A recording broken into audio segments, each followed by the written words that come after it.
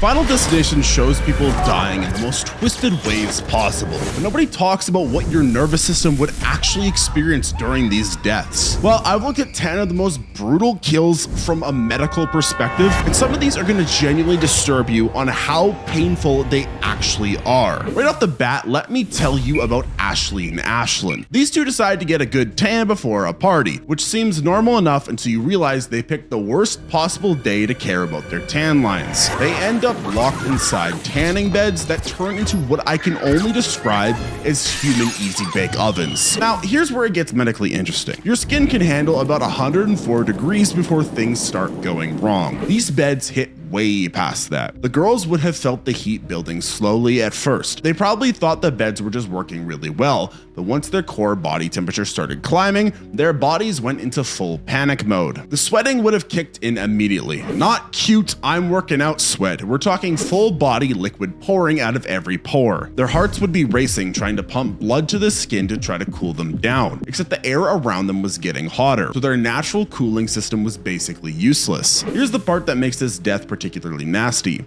Your pain receptors don't just shut off when you're cooking, they keep firing. As their skin hit the 2nd degree burn stage, nerve endings got exposed. Every movement would scrape burned skin against the hot plastic, creating fresh waves of pain. The girls are literally feeling their skin bubble and peel in real time. But wait, it gets worse. As the temperature kept climbing, they started breathing superheated air. This stuff burns your throat and lungs from the inside. Imagine trying to inhale your hair dryer set to maximum heat. Your airways would swell up, making each breath feel like drowning in reverse. The really messed up part? They stayed conscious through most of this. Burns don't really knock you out fast. Your brain keeps working while your body slowly shuts down. They could feel everything. Their skin tightening as it cooked, their lips cracking, their eyes drying out. The body's shock response might dull some pain, but not nearly enough. Most people think burning to death happens quickly. Nope, these girls had minutes to understand exactly what was happening to them.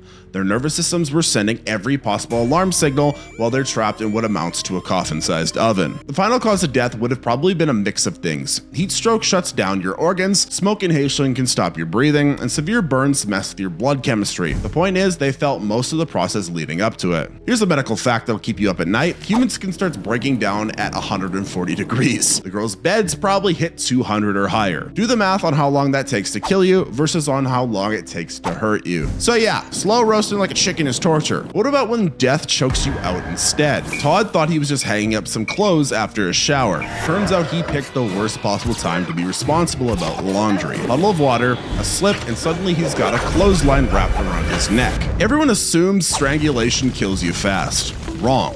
Your brain can actually survive about 4 to 6 minutes without oxygen. Tod's gonna be awake for most of what happens next, and trust me, he's gonna feel every second of it. The moment that wire tightened around his throat, 2 major blood vessels got squeezed shut. The cardioid arteries carry oxygen to your brain. Cut those off and your brain starts panicking immediately. But here's the thing. You don't just pass out right away. Tod's face would turn red first as blood gets trapped in his head. The pressure builds up behind his eyes, making them bulge out. His vision probably started getting fuzzy around the edges. Meanwhile, his brain is screaming for oxygen and dumping adrenaline into his system. The wire is also crushing his windpipe. Every breath becomes impossible. Carbon dioxide starts building up in his blood, which creates this burning feeling in his chest. His body thinks it's drowning even though there's no water involved. Now comes the really messed up part. Tod's nervous system goes into overdrive. His heart starts beating faster, trying to push blood past the blockage. His arms and legs start thrashing around on their own. This isn't him trying to escape. This is his spinal cord firing random signals because it's not getting proper oxygen either. People think you just go peacefully unconscious when you're being strangled. Nope. Tod would feel his pulse pounding in his ears. His throat would be on fire from the pressure. His head would feel ready to explode from all the trapped blood. The worst part, he stays aware through most of this. His brain doesn't shut down until the very end. He can feel the wire cutting into his neck. He can feel his fingernails tearing at his own throat trying to get loose. He knows exactly what's happening and can't do anything about it. After about 90 seconds, his vision would start going dark. Not because he's passing out peacefully, but because his brain cells are literally dying from lack of oxygen. His movements would get weaker, but the pain doesn't stop until consciousness finally cuts out. At least Tod knew what was killing him though, because some deaths blindside you completely. Full drains aren't supposed to be able to do this to a human body, but Hunt found out what happens when physics decides to get creative with your internal organs. The suction starts simple enough. Hunt gets pulled against the drain cover and can't swim away. Most people would just wait it out, right?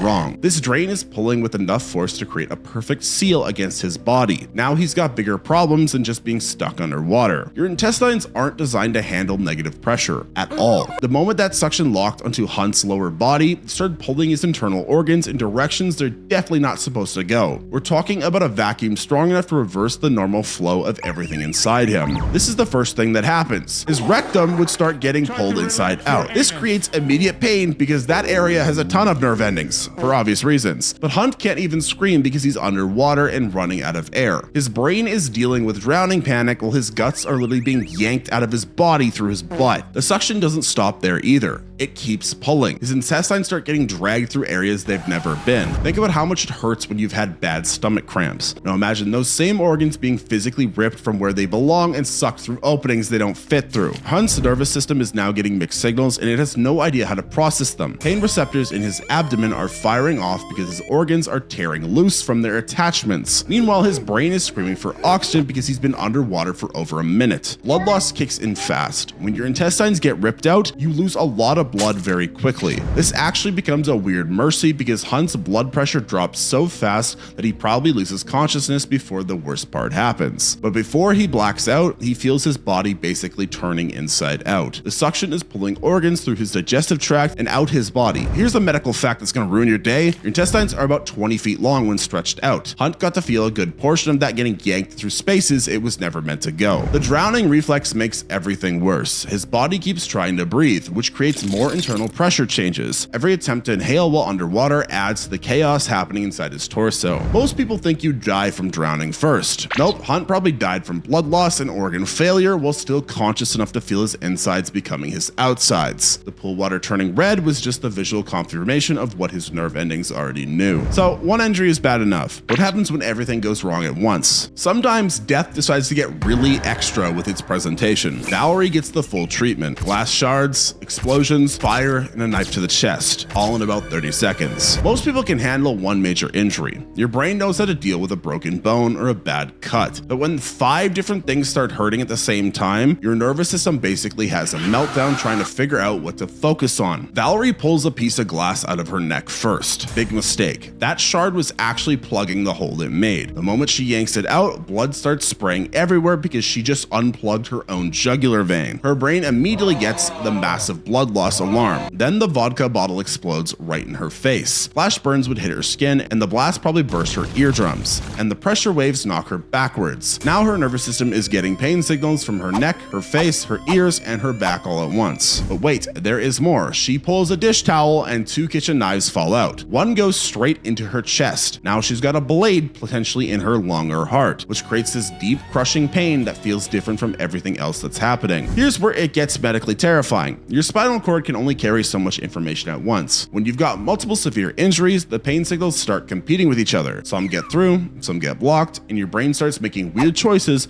about what hurts most. Valerie's neck wound would feel hot and wet as blood poured out.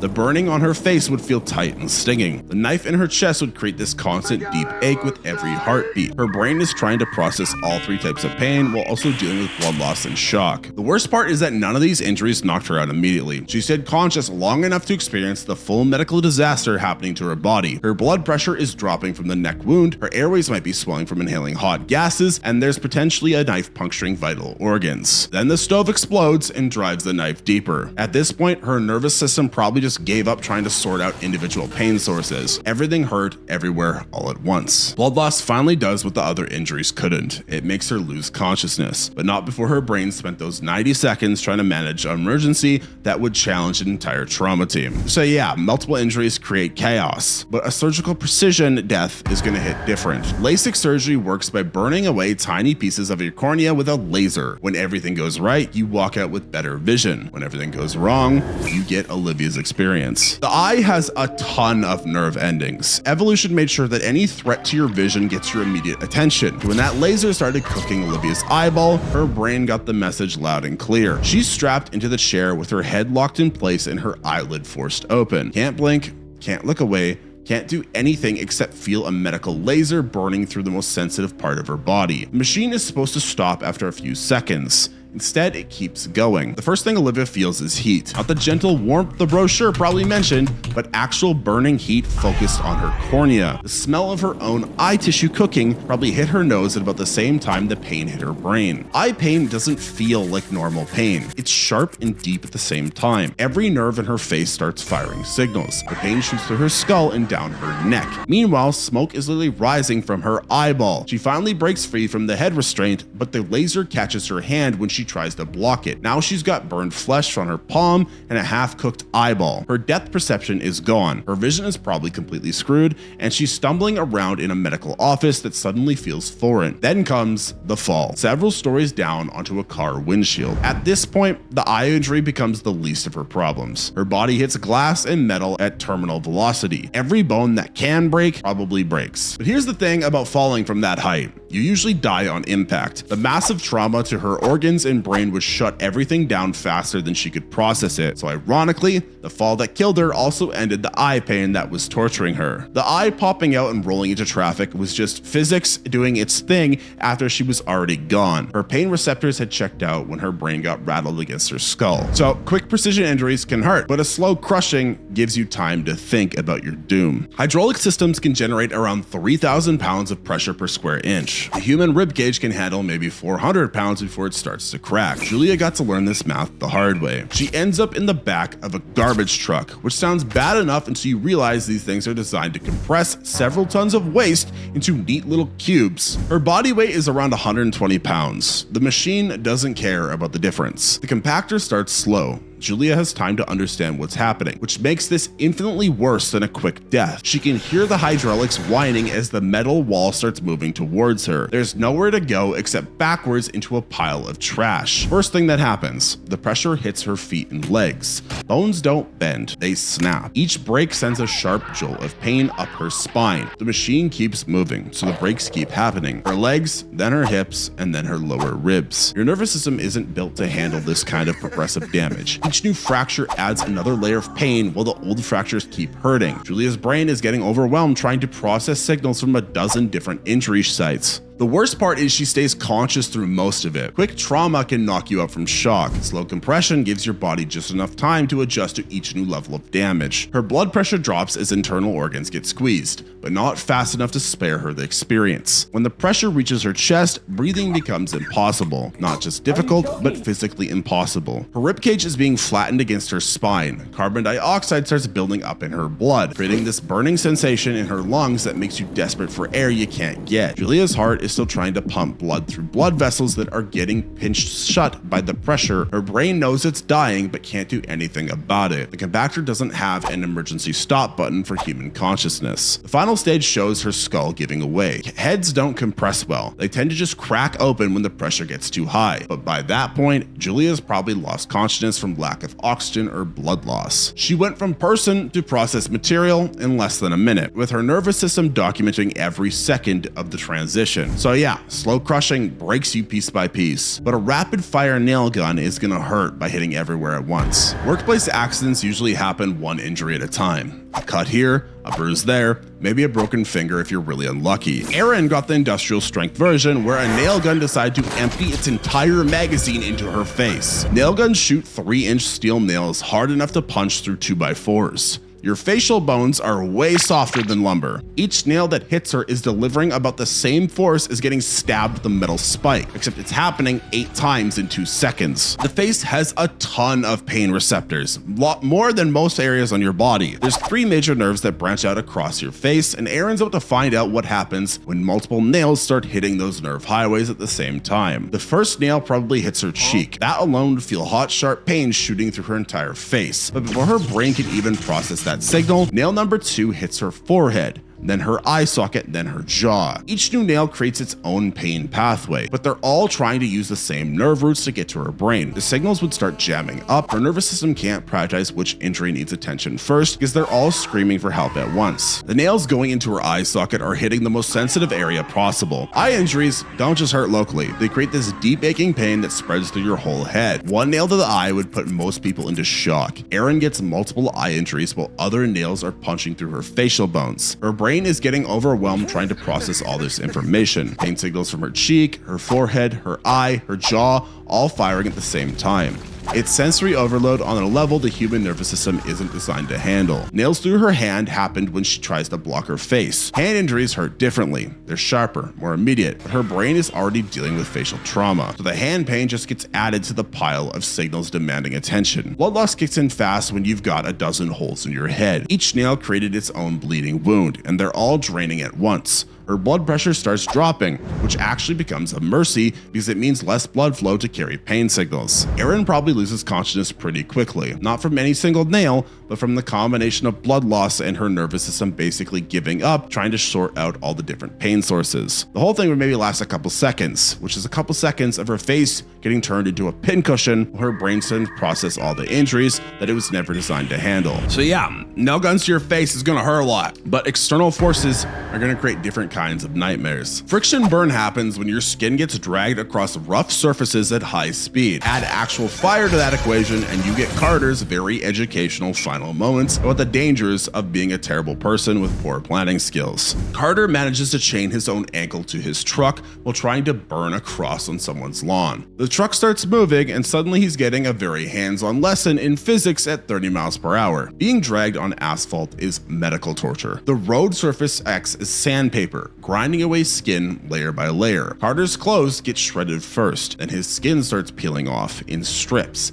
Every bump in the road bounces him, creating flesh scrapes and cuts as he hits the ground again and again. Road rash at this speed doesn't just hurt, it exposes nerve endings that are normally protected by skin. Each new patch of scraped flesh sends sharp, stinging pain signals to his brain, but Carter doesn't get time to process one injury before the next one happens. Then he catches fire. Now his body is dealing with two completely different types of damage at the same time. The dragging is creating surface wounds that expose raw tissue. The fire is burning the same raw tissue and working its way deeper into his body. Burns and abrasions together create this perfect storm of pain. Exposed nerve endings from being dragged are now getting hit with heat damage. Every flame that touches scraped skin feels magnified because there's no protective layer left to buffer the heat. The worst part is that both injuries keep him conscious longer than either one would alone. The adrenaline from being dragged keeps him awake. Fire damage is destroying his body's ability to function. He's alert enough to feel everything that's happening, but too injured to do anything about it. When the truck finally explodes, it finally ends his suffering by literally blowing his head off. At that point, Carter probably hadn't been conscious for a few seconds anyway. The combination of blood loss, smoke inhalation, and shock would have started shutting him down. But for those couple seconds of being a human road flare, Carter experienced what happens when two different types of severe trauma decide to team up against the same body at the same time. So yeah, don't tie yourself to a chain behind a truck. Let's talk about how technology can turn your own body against itself. Do not bring anything metal to an MRI. Yes, take out those piercings. It's not a good idea. MRI rooms have signs everywhere warning about metal objects. Remove all jewelry,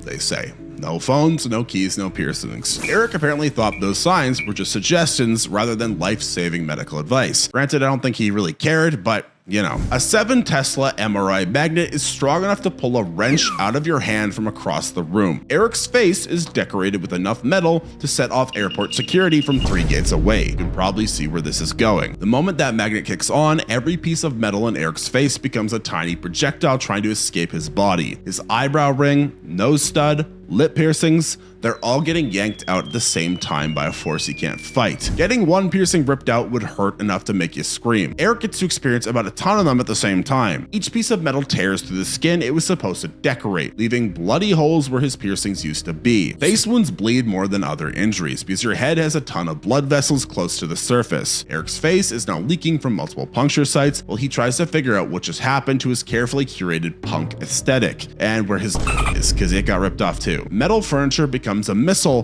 when an MR magnet decides it wants to relocate your hospital equipment. The chair slams into Erik's back and pins him against the machine with enough force to crack ribs. The wheelchair doesn't just hit him. it impales him. Some piece of the chair's metal frame pushes through his abdomen and comes out the other side. Now he's essentially being skewered and mounted to the MRI machine by magnetic force. Abdominal impalement creates this deep aching pain that doesn't go away. The metal is cutting through muscle, probably puncturing organs, and definitely hitting blood vessels. Every heartbeat sends blood flowing around the foreign object stuck in his torso. The magnetic force keeps him pinned against the machine. He can't pull away, he can't adjust his position, and he can't do anything except hang there and feel the metal rod working its way through his organs with each breath he takes. Erik's body goes into shock pretty quickly from the blood loss and trauma. His blood pressure drops, his vision probably gets fuzzy, and that lightheaded feeling kicks in as his brain stops getting enough oxygen. The whole thing is over pretty quick. Face piercings out, wheelchair impact, impalement, and the beginning of the end. Erik went from trying to cheat death to getting killed by the safety warnings he ignored. And if he didn't try to cheat death, he would probably be alive because he wasn't actually in the bloodline. So yeah, that's pretty bad. But sometimes your own skeleton can betray you.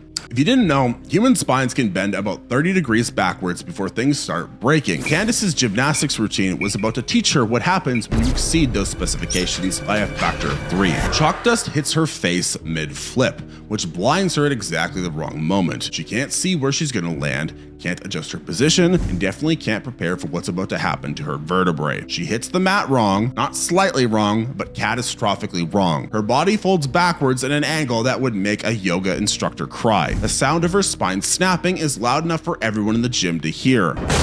Spinal fractures create a very specific type of pain. It's not like breaking your arm or leg, it's deeper and more urgent. Your spinal cord carries every nerve signal in your body, so when vertebrae start cracking, your entire nervous system gets the message. The moment Candice's spine breaks, signals get cut off to everything below the injury. Her legs go numb instantly. She can't feel her feet, she can't move her toes, she can't even tell if her legs are still attached to her body, but she can definitely feel the break itself. The fracture site sends sharp electric pain shooting through her torso. Every breath moves her ribcage, which shifts the broken bones, which creates fresh waves of agony. Spinal injuries also mess with your blood pressure and heart rate. Candice's body doesn't know how to regulate itself anymore because the nerve pathways that control those functions just got severed. Her blood pressure probably drops fast, making her dizzy and weak. The worst part is that she stays conscious through all of this. Spinal breaks don't knock you out unless they happen high enough to affect your brainstem. Candice gets to experience every second of understanding that her body just stopped working the way it's supposed to. She can see people running towards her, can hear them shouting, but can't respond properly because her diaphragm might not be getting the right nerve signals. Breathing becomes this conscious effort instead of something that just happens automatically. The medical reality here is that high spinal cord injuries can kill you pretty quickly